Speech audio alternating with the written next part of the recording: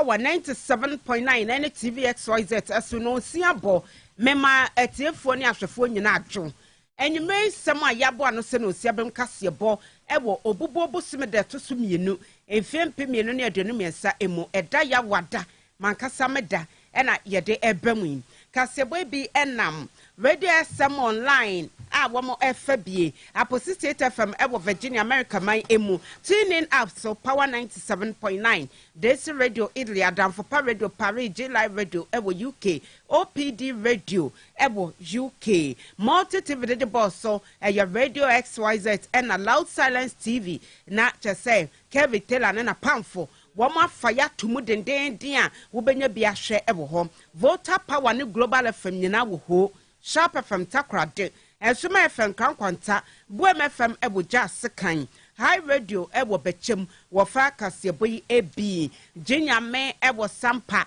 nananama ha forgot West End Radio Lembele KFM Kwazan Krigi FM Boliving C Radio ni TV ewo Dunko no fin Atom Local FM ewo Asasetre yewo information center sahodo ye memu a wo nyina efa Kasiebo yi ebi Kasiebo yi emu sem titru ya ebeto eja ebi enu se mra shebedwa no atonsa e dia fresh for shop mudi mu nsem mu say bomra na wo meyi ensem bi se bia no e de fa kidney ene ho nsem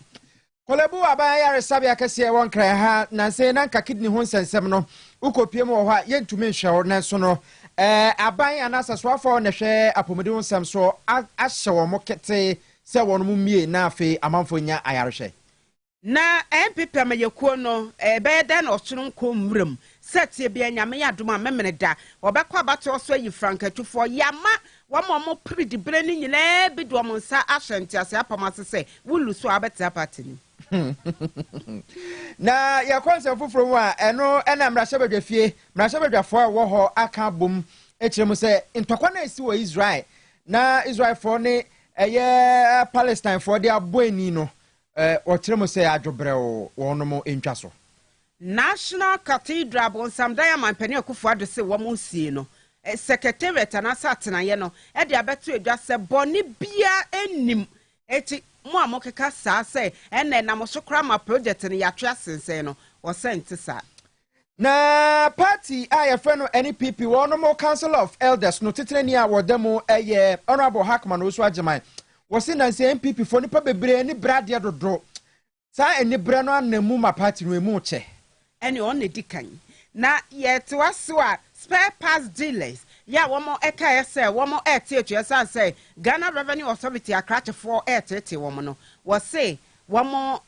decision na se womo egina ye no womo adane ani na yebekọ na gratofo so ye ombo ofupa se Ghana Education Service calendar fofra wo dia ba e kire sa teacher for emfaso mfanchira de no wo mo se wono mu gituma enye ye wo bo ofupa ensem ne beka na mo bete ewo Kasiebo yi emu ye live ewo Facebook Power 979 and TVXYZ jelink no cheche mafofro ensa enkabi enyimakwo bi boye tidom Kasiebo yi mu na ye de ebem ye de aseda kase ma hair fallet clinic afe yegusua yes mo adema manfo a wo mo wa hohuyehia mu ewo fermentum emuya afa ode bra 3p garlic mixture piwak natural health ena ede aba Power Specialist Herbal Hospital Edu Herbal Clinic Emuzu Herbal Clinic Pentecost University Medimosis Clinic and Prostate Center Kel 360 toothpaste Spanish garlic mixture na Casas Antec Herbal afe Solak Natural Herbal so etayechi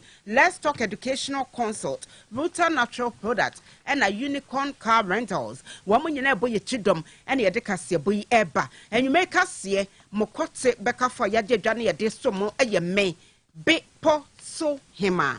nana ya foriwa amafo kwomai agudie papa bi ladies Dembo Senafi PSA Okra Boys Prefect Chief Tankers Honorable without constituencies say boy dey for you krom kawana me jama this year ebusia fonti yanko ensem no mu na yanko sha se yebekọ eya apomudin nsem oman a nimanfo apomudin enkoye no sa oman no na se ebegu ano no nti na nansen kidney yare a aba na ekuma manfo bebre no ya wade be friend dialysis no se unyanya eye sa kidney yare bi na se eduru ba bi a ano ohye pa de a eya na akwakwaye bibia wo ho nti ese wotumi kopie mu e wa so piti na afi wode eye droba be hyehyehye owedie mu etwe mogya no eyi efin wom enya saa wobewu na no ena saa ebia na ewo kolebu aba yare sabia kese ewo krom ha sei na edurumre bi na woroma tum efiri se wonom se eka bi da ho amene omo ena afi so ese wotumi tum na kopem se saa ka na betumatua enam so ema nipa be se enan eko enum atumi awu animanimu ya ma kyese ho asem aba besori kokoti wo mamu ha na no na soafo a on na hwa pomudi ho nsem so yewura eye kwaku agyeman manu wono na yemra hye badwani wo Doma Central ena wo kyerem se na nneema si kono ade a kyese nkoye kura entwaye panyin so entena fie ema nneema engigi yesa eti wo kyerem se wo mbie eye sa ye eye kolebu abayare sabia bia wode saa ayaresa no etumi ema amanfo no se na beya amanfo nso ebetumi enya nkwana se na nipa na esi wu no akwakwa bibia ho nti kasamafo de ma Ministry of Health Isaac Baofe wode central for kasa ekire mu se wono mo abie na bia okobie yei ase bo no asan akosoro biom yenkotie yewura Isaac Baofe na afa yewia yentisi mrahye bedwefie na yenkohwe ne wono mo so de afa ho efa ne bo no ho ne nsema eba Isaac Baofe ekasa edema Health Ministry. The Honorable Minister have directed the Chief Executive of South Kolebu to, as a matter of urgency, see to the opening of the center. And so he directed as well that once it is open, Kolebu should issue a statement for the general public to know exactly what is going on and when they can get access to the place. It has become an issue that the Honorable Minister himself is not happy about the closure. And so all the needed challenges that associated the closure, the Honorable Minister has taken it up himself, is working on it up to the point that he has gotten to. He feels like Kolebu should be able to open it and start work, and that is how come he has directed that they should open for people to access. And even if there is any challenge, they should continue to dialogue as the people are having access to the place, to the center. For penalty in Kane and Nididi Isaac Baofe, one and a Kasama, Ministry of Health, and I would say, watch him on one more IBA, department now, one of my shassia, one more Esama for and a born hurry, a free 380, across 765.42 Ghana cedis. Not as a caneno, Obu or Koda dialysis no sum prenu now watch. Nanti that first 380 sikadada 3.8 and across 7,000,000 na say enia nya pa na mayakwa ma no so na ye hwe say benya ranking member ukọ mrahye bedwefia eye committee eno na wono matena se hwe apomudi ho nsem no wono na ye ranking member ewo so yewura eye kwabena mental kando wono na mrahye bedwani ewodwa so asem we bae watumi akasa ho bebre se ne ye saa ne ma no amanfo bebre ewu nti se ebo no ba fom ne ade yensa eka no ahoma no so ye ne no ebetwetwe nkomo ye hwe se yewura mental kando ebeba so waba ahoma no so eye owura mental kando okay onyambaye eti be ye beto aso na ya hwe se yensa ebetumi aka no ye be okase woni ye be kasa dia fa because kidney yare no ya de ananse abapa ebia wonam ho ekura ebia na kidney ende yi ba okura wunim because on tan ko check up enti obi a betumi akwakoda ho bi enti se ho asem ba na se kosoro sei na se wo de wo ka se emfa ho a se anya wo a ebetumi aye wo maame ana se ebetumi aye obusuani bi enti eba ne se ya eye process ye any prison na fe ayaresabia na ya ho no obi abetumi akọ at any time unim de ebefa wa edo ebekwa kopie mu ewo ho eti aba ne se na ne boden no menka se mfa ho ifise sa ayare de na nsen aba pa se yensa enyanka yewura menta aka no amaye to aso yensa kana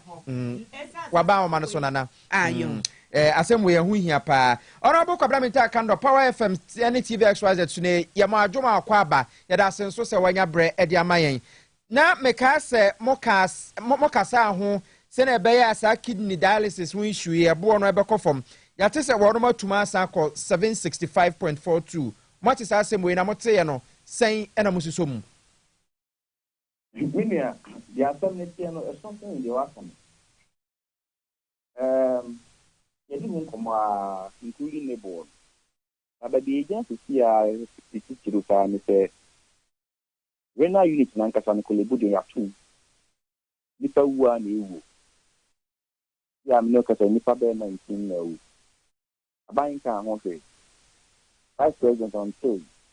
minister di or madam to be in the one year he said make a statement on the floor of the house amia da roma ika ejitu mu say minister number parliament don't make a DNC ya so we na unity for all this while you need see on the 9th of Thursday from that parliament but me mo de no agreement me no be that aban bi fa o wi ase a onfani fa nkwa be wu ko enfani fa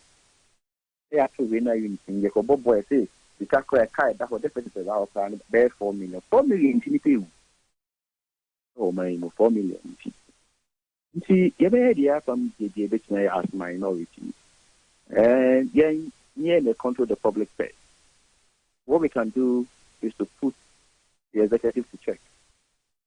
The idea from the idea, Yakoho, Yakokolebu, the engage management, Yako minister holding Nako Kasa, Nanya my parliament, I have statement. They invite him to the floor of the house. So when you're assembly on a country, but minimum there, then just it. Ababeto say health minister Yura Kwakwaji my menu ahye say ye made the renal unit of Kolebu aban IR Sabia no sa asem anye bia me pacho what be Mache and then majority chief prakan on the floor of the house and see me so ye minister na say o ma directive na ye ntie dia na o cha so e ho ye dey minister muya teaching hospital ma directive umbi o mo ye mbi put up a ship. Not ready. Now, who was anything?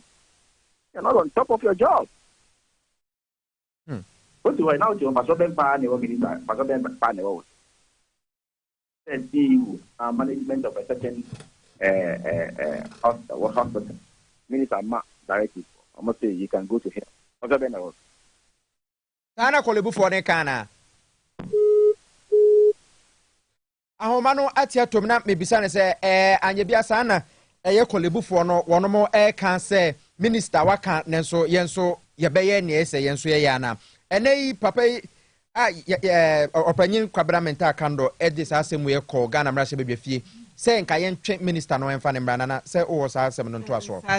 sa de o kanon kyerase nyina ne no se minister ahyem mo hyenase mo hwe na mumie Omo yan meja e hwe ho na se besi na wumie a se ne mo pese mo kan say you can go to hell and burn ATN no na sam no kopie mu e wo mrahye bedwom no mrahye bedwom a kira me na bedi akire ye otoso mienu Andrew Esiama e hyeye e say oh wasam no de e ho nya ye pa honorable Kwabraminta Kando e ma so e wo ho na nani abrewe e ye statement kwa na ode to edwa ewo hokenkan bia eche yehia sem sa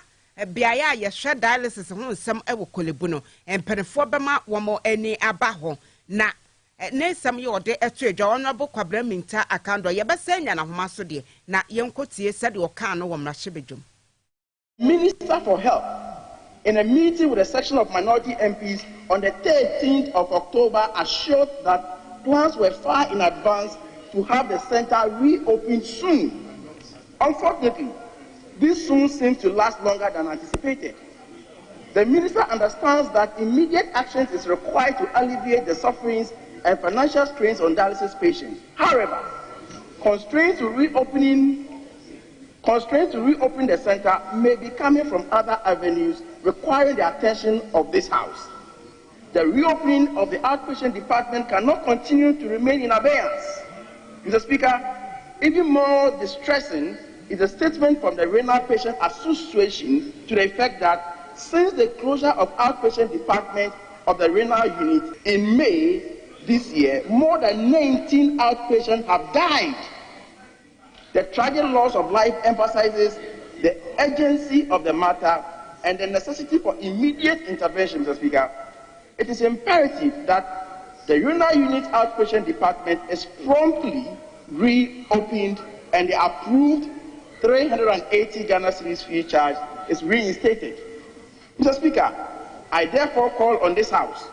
with your guidance, to call the minister responsible for health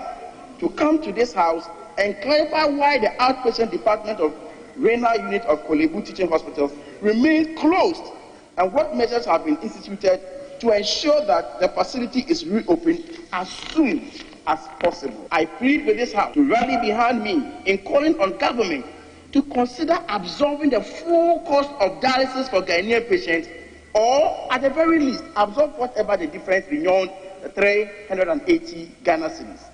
This will help alleviate the financial strain on patients and ensure timely access to life-saving dialysis treatment. Eti wey eye dwabo so mrahye bedwani ya wokọ apomudi ehwe bedwako ehwe apomudi wonsam so mrahye bedwama oye ranking member ya woda so kwabraminta kando ame papa na yete ne nkana wo peda asem ya danta mrahye bedwani adamu Ramadan woka bi ene woka se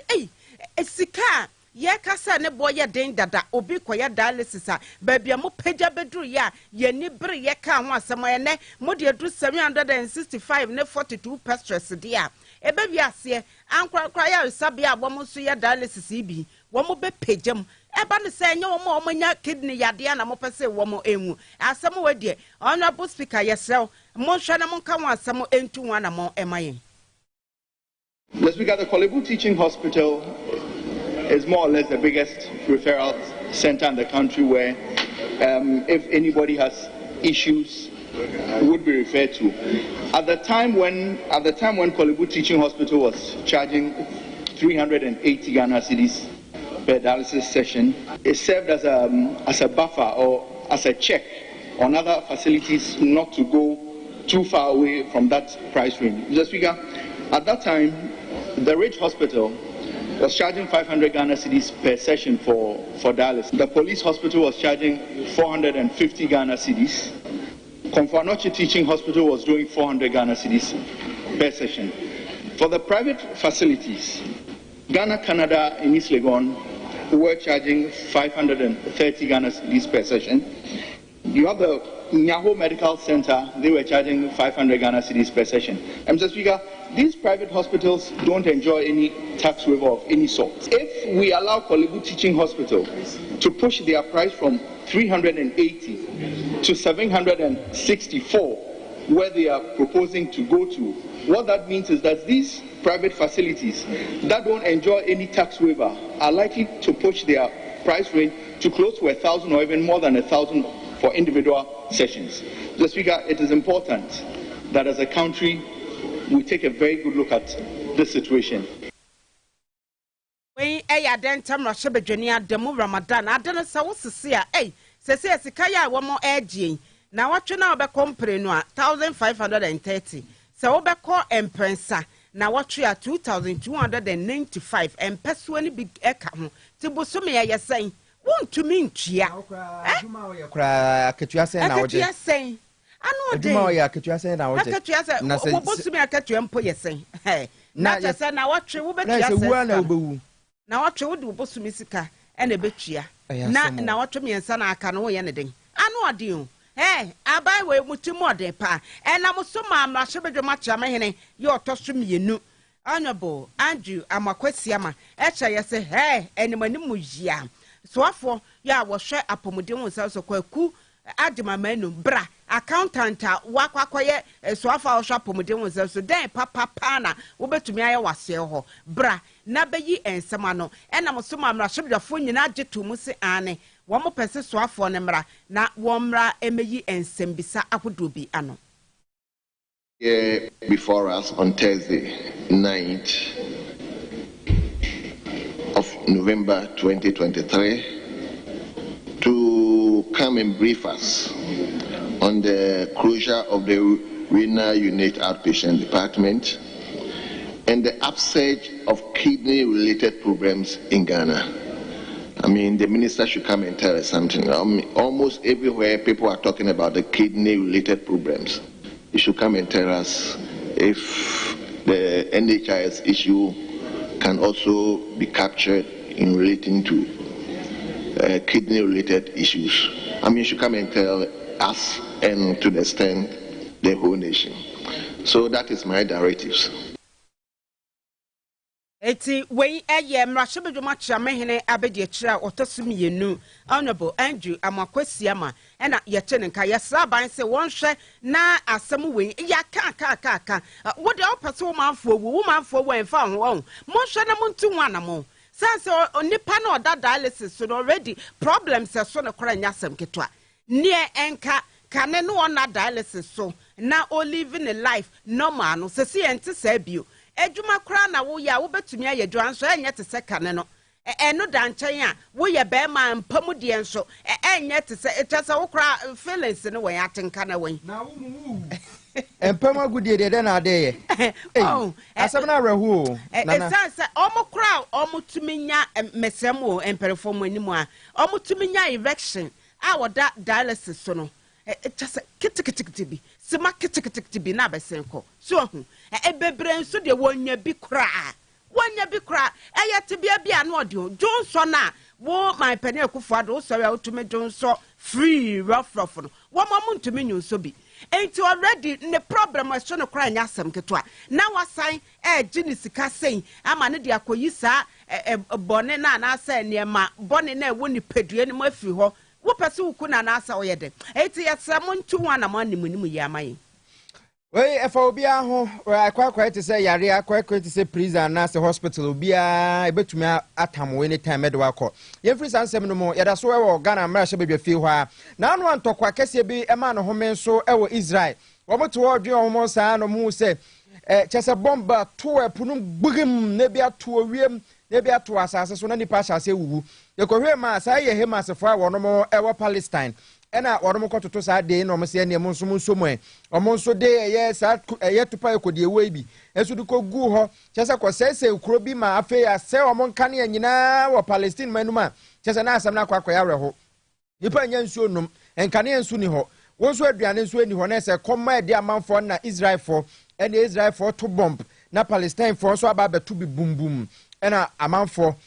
wonomo ewo ewiase afana babiase o sa ntokwa no ya de ehu hia nti amasa kuba tan ne afe yankwankwa bebre akasa se asomdwembra ene ga na mrahye bedwafie mrahye bedwafo nyina aka bom de eye krata babonti kirem se sa ntokwa no esese eso etumi etwa na nipa wo making statement no ga na mrahye bedwafie eye maame Mavis Nkansa Boadu wono ene ye mrahye bedwani ewo afija sekire East Ewa Santimantem wono so Deputy Minister for Foreign Affairs and Regional Integration na yekotie se no sika ensem no se SSA Ghana for they say the ye hwene se asomdwe ebetumi aba yekotie no. In a press release on the 8th October 2023, the government of Ghana unreservedly expressed its condemnation of Hamas's attack and actions and retreated Israel's right to exist and defend itself. The statement further called on Hamas to withdraw its militants from southern Israel and urged the government of Israel to also exercise restraints in its response to Hamas's attack. The African Union, on its part, issued a communique in which the chairperson called on both parties to put an end to the hostilities and return to the negotiation table to implement the principle of the two-state solution. Mr. Speaker, let me conclude by indicating that although the disastrous nature of the conflicts has raised so many concerns about the welfare of Ghanaians in Israel, our mission in Tel Aviv has reported that no Ghanaian has been caught up in the attacks and the Ghanaian community is safe. As of now, the issue of evacuation of our nationals from Israel has not been raised. In addition, our mission is in close contact with the leaders of the Ghanaian community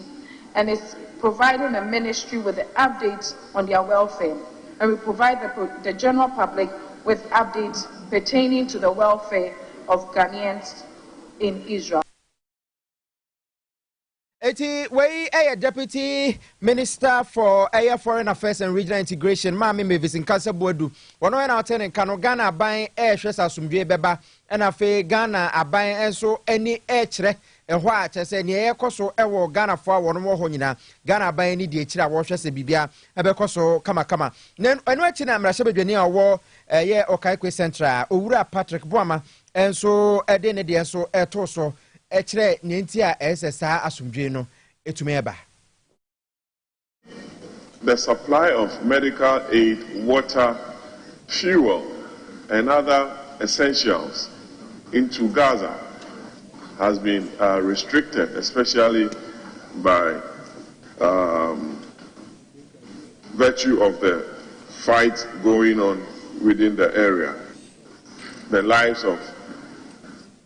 the old people, children, civilians, hospitals, and what have you. Just a couple of days, a mosque was targeted and bombarded, Mr. Speaker. Those are some of the things that we ought to speak against and ensure that the rules of war are adhered to and respected. Mr. Speaker, all we are asking for is for peace to prevail in the area. Israel has a right to self-defend itself and territory, but it also must have recourse to international law and international humanitarian law. Brasha Bedoni o Kaikwe Central eno no yewura eye Patrick Boama ono so ena wote ne nka no na se ehu behia se asumdwe ebetumi aba. Wa Central Brasha Bedoni eye Dr. Abdul Rashid Pelpu wono so ekire mo se Israel for ene eye Hamas for ntokwa no ese won mu se ye wo mra ewo wiase afa na ba bia ebonipa eho ban nipa nkwa ho ban nti ese won mo edi obuo edi masa amra no. The Palestinians are locked up. They can't even leave the country. Bombs are flying every day, up and down. Children are dying. Everybody. You sleep, you don't know whether you wake up or not. Mr. Speaker, for us in this parliament, the one thing we have to ask for is for a ceasefire, immediate ceasefire. Not for any other thing at all. Not for ceasefire. We are asking for a ceasefire. We are asking for negotiation. If it is about retaliatory measures, Israel has killed about 8,500 Palestinians. If the Palestinians realize that what they did has come to a point when they have to begin to reflect, the Parliament of Ghana should ask for an immediate ceasefire, not for even humanitarian ceasefire. I would have wished the government not to dilly-dally with the situation, to be saying Palestinians stop, these people stop, just call for ceasefire. So that you see that government of Ghana is calling for ceasefire, Mr. Speaker. That is the least we can do. Because the history of it is that Ghana government recognizes the existence of a Palestinian state. We do. And we have a Palestinian embassy in Ghana. And we have an Israeli embassy in Ghana. So we, as non-aligned in our perspectives, recognize the existence of the two countries. And if there's a fight between them, we must call for a ceasefire. Nothing less, nothing more. Dr. Rashid Pelpo wa Central Brasha Bedoni wono eno de nsem to dwa se Ghana egitum se Palestine oman ena Israel so your man etisa asumdwe no ade se yetum ebo ho bra Ghana enta entokwa na chi ye kan ma yahu se ntokwa no ye nyina ye ka bi se ese se eba na wiye eti se Ghana Parliament na atra Ghana ha kasa ebeko oh sene international media so ebeteki parliamentary press corps anyway ombefako okay okay wakasa ye Dr. Rashid Pepu Mrasha Bedoni obo adwuma se na wankasa wotena ase se me kwa kotu na wo kotu ne se denti wo betumi aye adwuma na wo ye no Dr. Kosobo adwuma wa ya ade sanso na pa ena de na say me sweetheart for na akasa Patrick Boama say fine gentleman attaching also butuni nchen omo na wo ma dream bia wo mo be Kenyan sasam no kra kire my pani akufuado na wa bone bongalata to nchen na wasesa ya no mo te se ba omia bi mu sa na wo kase da na wada wo kase sori na wasori na odo mo tene nchen na nka obi te se Patrick Boama attaching asaso wo do omo ye adwuma so na ye wa MPP amayokuo ni mu ai ye be ka o masem say na watwe awiye na womo kwa abato so akoyi pani a wobetu frank ade ama womo na womo gina nyina se yento so aba no fine gentleman ba ko pa womo na ya ade ni mu so na nya ade a wobenya ane womo ahuradi ani mu pa ye Dr. Mamadou Baumia aka me de bebo ma aka kodigi on twata wo se wa abo economics so ya ye book mu de nko a wo ka say practicals on fanya adwuma na oba ba ne nsem kyerɛw ɛna fe Canada Japan one also say at the grassroots na de na tumpa nso onya say establishment for no at the tie Dr. Baumi eche na already so Kennedy de wunya kan ntokwa pe obeyi wa no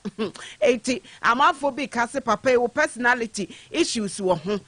set ye bia omo bekọ abato ne so na watwe awie ye na mo so ama MPP amayeko no emu empenefo wo mo ahye ese ehu hia se wo mo gina epre say di bre ni nyina ase ye nto mo so aba no wo bia de ne nsa ebehye nkrata ase enti ase apam ase ese me Canada Japan me adenimo me Dr. Fiyi Akoto me Dr. Mahmudu Baumia se yeto abawie na se melusi kra still MPP amayeko no metere mu aboa ye dwumaden ama ya breki 8 na ya no mo breki 10 enti we ye ensamtwofo enhyiamu a womo efra ye ene dwumadie sonko a party no ye na echi woni ensamtwofo kasa ye enkran ha ne ena twefo panipa edema MPP amayeko no Justin Kodua Frempon wode atu adwase nti womo frɛ empenefo no asama womo de ato womo anim ene se wo bia emfa ne sanhyasa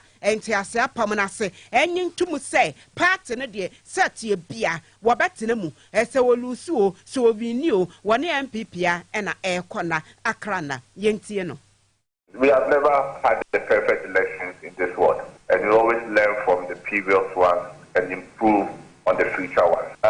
As you may recall, about a week ago, the party, the Electoral Commission, the Ghana Police Service, together with the aspirants, had a meeting at the police headquarters. And we are all clear in our minds about the role that the Ghana Police Service will be playing on Saturday. And I also indicated our fullest support to the Ghana Police Service that on Saturday they are in charge. They are supposed to make sure that there is maximum security in and around where the voting will be taking place in all the 277 centers that we are going to have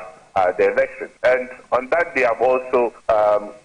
given them the assurance that as a party, we will comport ourselves very well, and nobody, even from the national party, on that day will have the right to interfere with the work that will be done by the Electoral Commission or the Ghana Police. And anyone who makes any attempt to cause any havoc or chaos there should be arrested by the Ghana Police Service. So I'm sure that the police service will be up to the task, and we are looking forward to having a very successful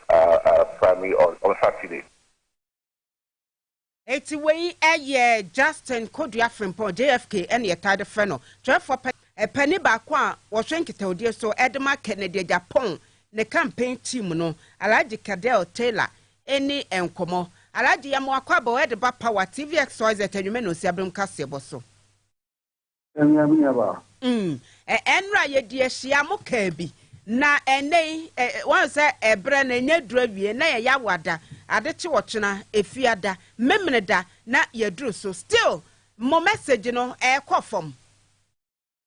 na me na tumi aba na me ya ye tiefo ni afefo ni na nyimre na me ma omonti ase se onabo kan bi akompa kwa Japan the message ni de akofom pa yi eno na amale empelimfu ana obu fi se omu na nke edi nkulim no edi ahopepre ye nyoma sebe ntrebia what na to na agina ho a sheda enya so bi ya na enei asamo ayete ne say womo epre aspirant ni nyina esese akwade se na omanya ye candidate mpo enyina no ababeto edwa say woman signing undertaking asemu we mo camp wo mo so mo sen na se wo wini o wo lusu o satie bia ano embra bi kino enti media ni amesra ne champagne mfo no ma perepere ya nya aduma so mo ti di se perepere ya aduma nka saa na ma wo mo nya nka hu nya unim ella ni experience bibi e wo le do kuku ne that constituency secretary and the party no I want to represent by Omia 2020 secretary meetings a yakɔ EC any police commander ne ade nyina yɛ nyina ɔno represent ba wumia ɔno na nnɛ party head office ne ti sika ama no sɛ ɔmmra mɛkyɛ ɛma delegate wohwɛ ɛyɛ sɛ nti sɛ wotu saa nam ɔwɔ yi sɛ TNT ɔno secretary na obi anim sɛ wɔyɛ nnɔ no wayi n'anim sɛ wɔyɛ adwuma ma ba wumia no ɔno na ade sɛm ahyɛ ne nsa sɛ wɔmmra no ɔma mɛkyɛ ɛma delegate nti sɛ wotutu saa nam ɔwɔ yi nyinaa wie na sɛ mokɔyɛ nea mopɛ na sɛ nsunsuansoɔ no ba sign deɛ ɛsi asan na mesan no afei mesi manya asan na mentimi nni mmara no so mmara bɛkyem mmara bi ankyem nti ɛdeɛ sɛ saa mmara wei bɛyɛ adwuma a sɛ pɛrepɛre yɛyɛ adwuma sɛ pɛrepɛre yɛyɛ adwuma a nti sɛ asɛm biara ni hɔ ahopotere biara ni hɔ ehu biara ni hɔ sɛ obi bɛsa nkra saa ansa na waka sɛ party no wɔbɛfiri mu anaa wɔmfiri san sɛ party mpanyimfo a ɛkwan sɛ yɛ nyɛm sɛ baomia no de last set na ɔbaa party ɔmo ɛwɔ nipa mu ɛnan nyinaa obiara wɔ party mu bɛyɛ mfie bɛyɛ deɛ ɔhɔ ni sɛ obiara nyɛ n'agye sɛ wɔ firi mu amanfoɔ asɛ ɔmo sika amanfoɔ de ɔmo ahoɔden ne ɔmo nyansa akyekyere party a bɛsi saa bere deɛ na bɛka na ɔbɛfiri mu sɛ nyadeɛ a ɛbɛyɛ ɔhaw ɛbɛyɛ akyeti na ɛbɛma nipa firi party mu saa bere yi a ɛbɛyɛ na nipa na firi party mu akyi nti bi deɛ mi hunu sɛ ɔmo asan mpanimfoɔ nyinaa de ɔmo hyehyɛ aseɛ yɛate aseɛ na mmom ɔmo ma pɛrepɛre yɛ na ɔmo piriti no ɛnyɛ adwuma na obiara akoma ntɔ ne yam melusu na sɛ obiara nyɛ me basabasa yɛanyia me a ne obi bɛmia me ɔmmea nipa no a yɛde sika ma no se wɔn nkyɛ no moyɛ okay with that mo raise any concern biara wɔ ho mo protest ɛno nti ɛnna mehune si a wɔ meeting no meka kyerɛ no sɛ ɔmo saa nneɛma wɔ nti yɛ kaa sɛ mo a mowoyɛ constituency officers no ɛnka mo stay neutral because logistics here beba from the party no mo nsɛm na beba nti ɛba ne sɛn na wo jampe a yɛ sɛ wo gyina ba omi akyi na wokuro yi a na party ne biribi a ɛba saa bɛsiw so sɛ wo na kyɛ nti wohwɛ a fairness na ɛyɛ adwuma wɔ party no ɔho saa process wei yɛakɔ bi mu a o from 1992 ɛbɛsi saa berɛ yɛnhu saa nhyehyɛe wei bi da ɔho sɛ nna no na adanko akufo ado nko abrɛ so a ɔbɛkɔ no afei deɛ sɛ susanso a yɛhu wɔ party no nti bi deɛ nea ɛbɛsi biara no after the elections no ɛbɛ depend on nea ɔmo bɛyɛ because ɔmo de ɔmo asi ɔmo akoma mu pɔ sɛ nea ɔmo pɛ no ɛnoa na ɔmo pɛ nea ɔmo pɛ no ɛnoa na ɔmo bɛyɛ nti yɛhwɛ wɔn na saa na ɛbɛsi na sɛ yɛnsisi obi adeɛ a ɛnea ɛmo ɔmo mbɔ hu yɛnyinaa yɛ party no yɛnyinaa yɛ dɔ party no yɛ ba ɛsɛbi yɛankyekyeere obi kyinkyin a sɛ wɔn mɛdɔn MPP obi ade ne pɛ ɛna ba MPP nti saa na sɛ ebile bi tu yɛhwɛ na sɛ MPP mu asetena ɛnyɛ ɛma yɛ bie mu a sɛdeɛ ala nkɔ yɛ sɛ wɔkɔ sɛ obi ɛnkyerɛ nti ɔmo ma paripɛri yɛ nyɛ adwuma ɛyɛ adwuma asɛm bi yɛ di hɔ. yɛate alagye yɛda ase paa Saturday nso yɛde ani bɛdi akyire ne yɛahwɛ baabi nsusuan de bɔde ho no bɛfa yɛda ase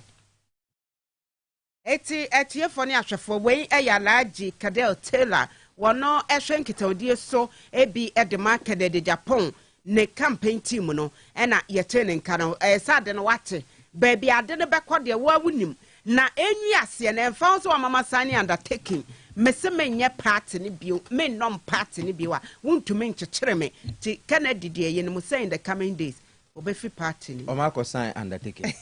say the way a resource ne besi aba biara ɛsɛ ugitum na otena party ba kusuro ya wo free mu wo se na wo ye butterfly enti ye ntena se nhwe ma mu nyina mu mfiri mu oh ene ba kusuro obi bedi hine wo kura ni pantim